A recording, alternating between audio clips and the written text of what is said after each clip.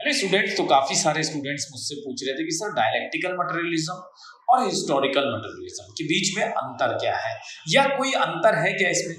यानी dialectical materialism को हम हिंदी में क्या कहते हैं, द्वंद्वात्मक भौतिकवाद, और हिस्टोरिकल मटेरियलिज्म को हम हिंदी में क्या कहते हैं, ऐतिहासिक भौतिकवाद। तो दोनों के बीच में काफी अंतर है, मगर दोनों एक दूसरे से जुड़े हुए हैं। और आप बहुत अच्छी तरह से जानते होंगे कि ये दोनों ही कॉन्सेप्ट कार्ल मार्क्स और फ्रेडरिक एंजेल्स, ठीक, इन दोनों ने दिया है, इन दोनों ने इस पर इलेबोरेट डिस्कशन किया है। डायलेक्टिकल मतलब क्या होता है? डायलेक्टिकल मतलब होता है द्वंद्वात्मक, यानी कि द्वंद्व होता है उसके अंदर, यानी संघर्ष होता है। जैसे कार्ल मार्क्स क्या कहता है कि कोई भी मटेरियल परफेक्ट नहीं है, हर एक मटेरियल में कॉन्ट्राडिक्शन है, और उस कॉन्ट्राडिक्शन को जब हम लोग दूर करते हैं, है ना, तो क्या होता है कि सोसाइटी एक स्टेज से दूसरे स्टेज में जाती है। समझ गए? तो वो क्या कहलाता है? वो कहलाता है डायलेक्टिकल मटेरियलिज्म।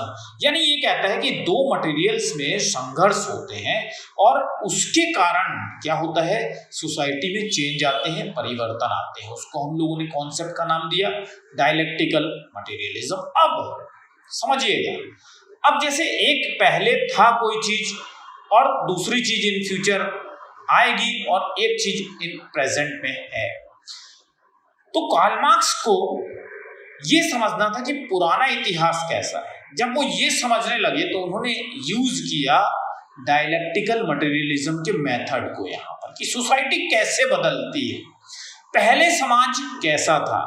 तो इन्होंने तभी बताया कि हर एक मटेरियल में कॉन्ट्राडिक्शन होता है। जैसे आज की डेट में हम लोग मोबाइल यूज कर रहे हैं, इसके पहले हम टेलीफोन यूज किया करते थे, वही से घुमाने वाला, घुमा घुमा के नंबर डायल करते थे। तो अब उस घुमा घुमा के नंबर डायल करने वाले में आपको एक कॉन्ट्राडिक्शन था। क्या कॉन्ट्राडिक्शन था? कि आप उसको लेकर के कहीं भी घूम नहीं सकते थे, कहीं भी जा नहीं सकते थे। अगर आप अपने घर से बाहर चले गए, उसके एरिया से बाहर चले गए, तो फिर आप कट ऑफ हो जाते थे, आपका पता नहीं चलता था कहाँ हैं आप। तो उसके लिए, उस कॉन्ट्राडिक्शन को दूर करने के लिए हमने क्या बनाया, मोबाइल बनाया। इसी तरह से सोसाइटी के एक स्टेज में कॉन्ट्राडिक्शन होता है, और उस कॉन्ट्राडिक्शन को जब हम लोग दूर करते हैं तो हम दूसरे स्टेज में बढ़ जाते हैं। ये जो मटेरियलिज्म के हिसाब से हिस्ट्री पढ़ने का तरीका था कार्ल मार्क्स का, क्योंकि कार्ल मार्क्स क्या बोलता है कि जो मटेरियल है ना, पूरा जो इतिहास है हमारा, वो मटेरियल से बना हुआ है, और मटेरियल में चेंज आने के कारण ही हमारे इतिहास में चेंज आता है। बात समझ में आ रही है?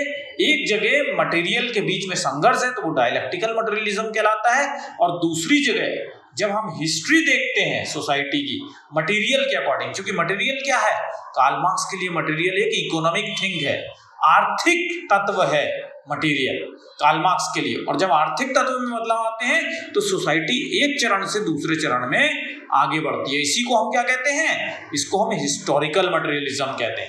यानी जब हम हिस्ट्री की स्टडी करते हैं तो वो हिस्टोरिकल मटेरियलिज्म हो जाता है डायलेक्टिकल मटेरियलिज्म का यूज करके, यानी कि द्वंद्वात्मक भौतिकवाद का इस्तेमाल करके हम हिस्टोरिकल मटेरियलिज्म को समझते हैं। समझ में आ गया दोनों के बीच में डिफरेंस? मैं समझता हूं कि आप लोगों को बहुत अच्छी तरह से डिफरेंस समझ में आया होगा, और कमेंट बॉक्स में आप सब लोग बता दीजिएगा मुझे कि अच्छी तरह से समझ में आया कि नहीं आया। और अगर आ गया है तो दूसरा कोई जो कॉन्सेप्ट होगा जिसमें आपको डाउट है, नहीं समझ में आ रहा है, तो वो बता दीजिएगा, तो मैं उसको भी समझा दूंगा। Thank you very much, all the best.